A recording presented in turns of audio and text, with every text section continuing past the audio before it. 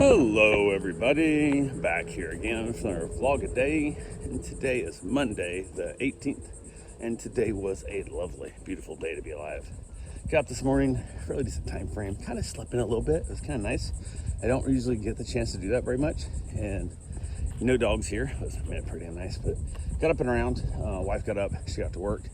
I got up, got a few things done, jumped in the hot tub for a little bit, trying to make my mind up what I was doing today. I was kicking the idea around about going back out and running the mountain bike trail area, and it's the loop I take. By the time I drive there, I hate to drive there, it's half an hour ish by the time I get there, and then half an hour back. I hate the thought of not running a good distance. Like, I'm not going out there and just run like 3 or 4 miles. Like, that seems dumb. I gotta run 10k or 15k or something to make it worth my drive time. It's kind of how I feel. But often I get there, it's a lot more difficult running there than it is running around on the roads, because it's tripping hazard and ups and downs and the sand, and it's a lot more work out there. But it is what it is. The other thing that sucks is, depending on what trail I hit, I'll get some decent shade, but I'll get no wind. But if I get in the open trails, I might get some wind, but I get cooked with sun. So here on the roads, I almost always get full sun unless it's raining, and I get some wind, which works out good. But hadn't made my mind up exactly, so I was still contemplating my decision of what I was doing, and it's kind of just chilling out. Decided while I was waiting, I'm like, well, I don't know, figuring it back and forth. I'm like, I'm just gonna run to the beach instead and check out the beach and see how it goes. Had a friend of mine that was wanting to go over to the beach. We talked about taking the motorcycle over, and I don't think she's ever been on a motorcycle, but I realized, I'm like, it's like a 45-minute drive to the beach I want to go to. And I don't know if 45 minutes on the back of a bike is like the best first motorcycle ride. Like, it's just probably need to ride around a little town a little sooner, a little bit smaller rides, or even a little more of a spirited fun ride, like one of the little twisty turn roads. So it's like, that might not make that much sense. But she reached out, she said, hey, I want to go, I want to hit the beach and stuff today. I'm like, yeah, let's do that instead. So while I was waiting, I was like, cool, I could drop kids off and all this kind of stuff, school and everything else. So I was like, yeah, no big deal. Went ahead and said, heck with it.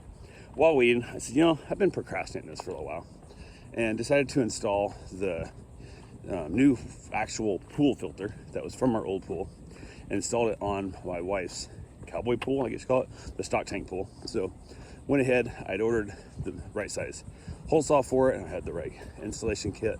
The only thing it really kind of does technically need is it needs a dual inlet, because right now, if I had like a small child in there or whatever, they can get sucked against it, and it creates a vacuum that could hold them there and possibly drown you.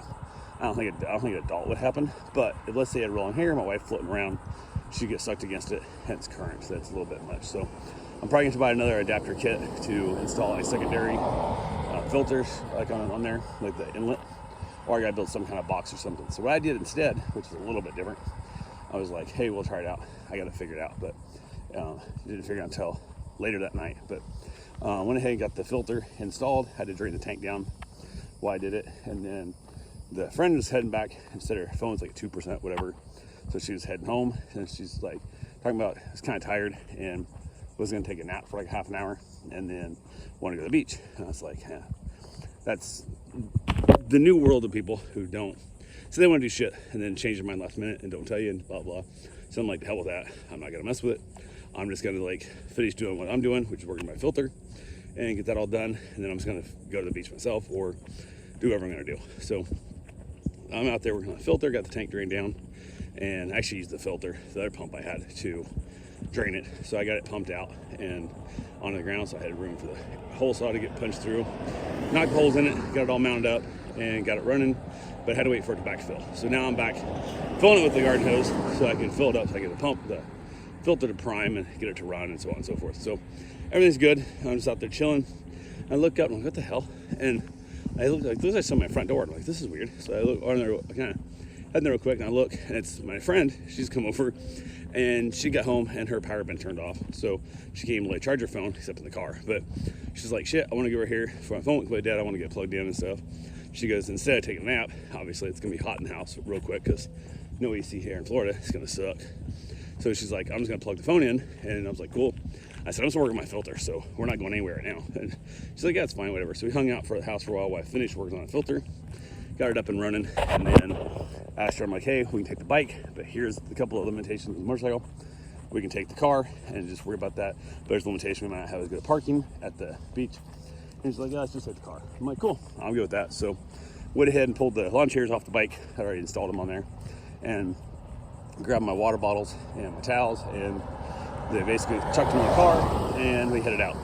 So I grabbed myself a cigar and got there, and she grew up here in Florida her whole life, never been to Dude Beach, which was one of those situations. I'm like, how do you at least not go check it out? Like, I mean, it seems ridiculous. But so she'd been talking about it for, I don't know, a couple, 3 or 4 years now. Been talking about wanting to go, and then never had the courage to actually do it. So we head over there and stuff. We find a parking spot. We got somebody, she's like, how's it work? Where's it? I'm like, you undress whatever level you feel comfortable.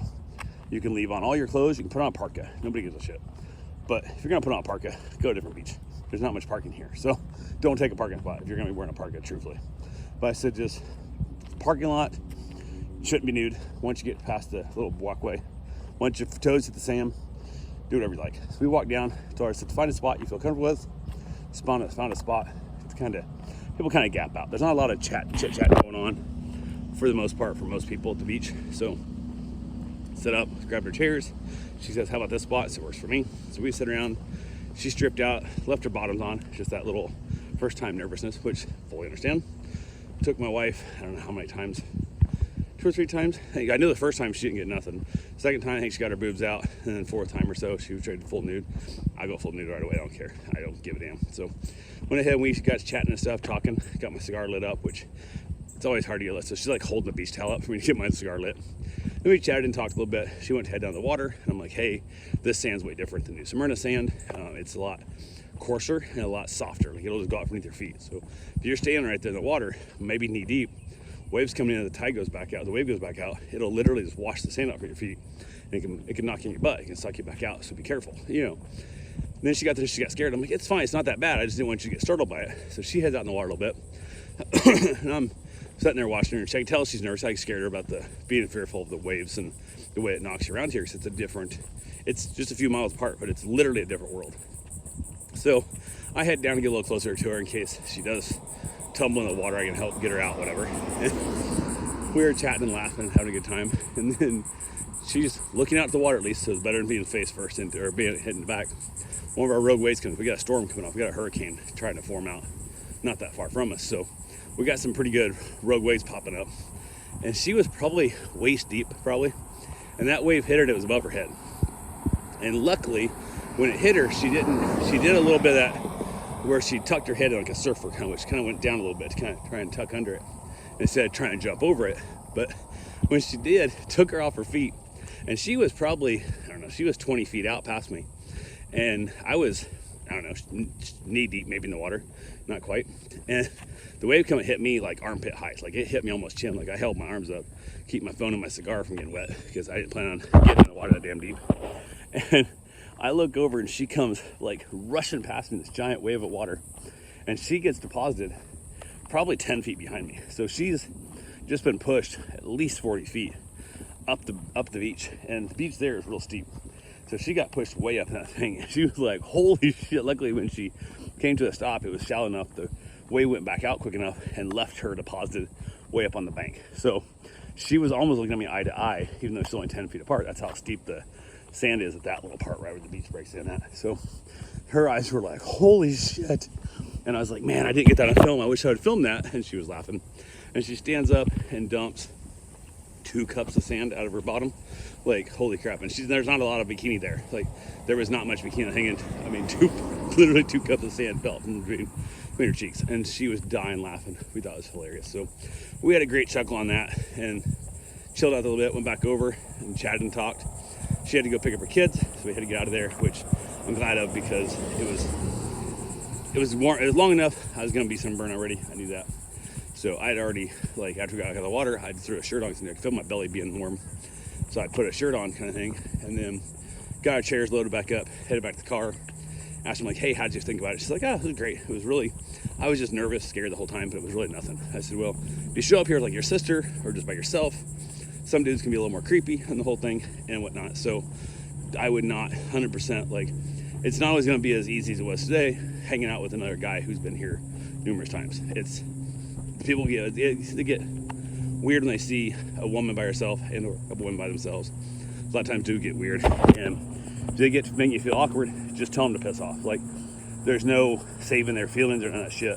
Just, if you get a weird, creepy feeling, tell them to get the hell away from you as soon as you can, because trust your gut. It's like, yeah, makes sense. So, showed her where to report to the ranger station if there's anything happens. Not that I think there would be, but there has been in the past people reporting other dudes doing creepy shit there. So, we head back home, and she gets there about 3 minutes to spare to go get her kids. So she runs real quick, grabs a change of clothes, and she jumps in her truck, SUV thing, takes off. And I head back in the house. I jump in my little pool, played with the filter a little bit, and hooked up a hose that I was using to like suck the sand off the bottom and dirt off the bottom of the pool into the filters. Worked out pretty cool. And then I was like, hey, I might be able to use that overflow. So I had bought a little skimmer box for my wife's original pool back in the time. So I was like, hey, maybe I can hook that up. I did, and it's working decent. So right now there's the hose goes into the main filter, the drain, and then it gets run over into that skimmer box. So there's no chance of like getting her hair caught or a puppy or something or a baby getting stuck against my filter. So I've kind of got a hobbled together safety net at the moment. It's not perfect, but it's better than good. So yeah, I was excited about it. It was nice to have it figured out. So from there, went ahead and soaked in the pool for a little bit, and then I got out, went ahead and chilled out for a minute, threw a bunch of ice bottles in my ice bath to let them soak as long as possible, get as much cold out as I can. And then from there, headed out for my run, got my run in, got back, and went straight from the run, talked to my wife for a few minutes, asked her how our day was going, kind of told her about how my day went, and then went and jumped in the ice bath after dropping a couple more big blocks of ice in there, so it got extra cold, and jumped in the ice bath for a little bit. And I don't know why, it felt colder today, even though it's about the same temperature it's been before. But normally I go from my run to the hot tub, from the hot tub into the bath, and I didn't do the hot tub first this time, so I went straight from the run into the ice bath, and it was oddly felt colder to me. I don't know why, but who knows. So I got out of there and then got myself a shower, and we decided to have leftover pizza for dinner. My wife had to go over to her dad's house across the street and basically help him set up a Zoom meeting, because she has to take a Zoom meeting class tomorrow for his pain management course or some shit. I'm not really sure what it is, but so she had to go and get that preset, and he's screwing up so much stuff. Like, he's messing up like his emails and everything else. He keeps deleting stuff off his iPad, and just, oh my god, it's a mess. And then one of his friends like started telling him how to fix it, and he don't know how to fix it, so now it's even worse, and it's becoming a thing. So Karen was very adamant, like, don't touch a damn thing on your iPad. You cannot, like, we had to have this up for tomorrow, cannot move in with it. And the best part was, she got there, and he goes, I've been trying to get these emails for the last 2 hours, and and she gets there, and the iPad's like at 7% power. So, and the cord he has is like 2 foot long at best, plugged in the kitchen counter. So I had to stand in the kitchen the whole time doing them, setting the thing up, and because there was no power, I just couldn't go sit on a chair, couldn't go sit on the couch, I couldn't do nothing. So she was annoyed. She goes, have this damn thing charged 100% when I get here tomorrow, and so on and so forth. So not real happy about it, but it is what it is. So yeah, I had that fun. Then she got back over, we had leftover pizza for dinner, and watched another episode of Love on the Spectrum. Actually, I watched the final episode. It was the final episode. Love on the Spectrum, and I don't know. It's so great the first year. It was good the second year, and it was mediocre at best the third year. And a part of me hopes they keep doing it, because I think it could be good, but I think they're gonna keep making it worse, and I'm gonna be more annoyed by it. So I think I might skip it next year if it does come back out for the fourth season. Probably skip it, which sucks because the first season was straight fire, man. I love that first season. It was so good. So who knows? It is what it is. So then there, after dinner, headed back outside, grabbed myself a cigar, enjoyed my evening, and it was nice and cool outside. So I was really enjoying it, and thought about staying out for another cigar because it was so damn nice. And it's been so hot during the day. I just don't want to be out there during the day at all. So, but it was good. I did get sunburned. I came out of the shower, and my wife saw me. She's like, "Oh my God, did you fall asleep out there?" I'm like, no, we were just chatting. We got talking too much, and because I wasn't like, normally I would get up, walk around, and do things, and go jump in the water, and come back, and just kind of frolic around the beach more. But because we were sitting there chatting, we didn't frolic. We just kind of stayed in mostly the same spot the whole time. So I end up getting a lot more of a like line down my side of burnt and non-burnt, my belly, like my ribs and stuff. So we had to get a little laugh about that. But yeah, it's always fun. So I sprayed some of my sunburn spray stuff on it, a little cooling spray stuff on it. Seemed to help a little bit, but it's gonna hurt for 3 days.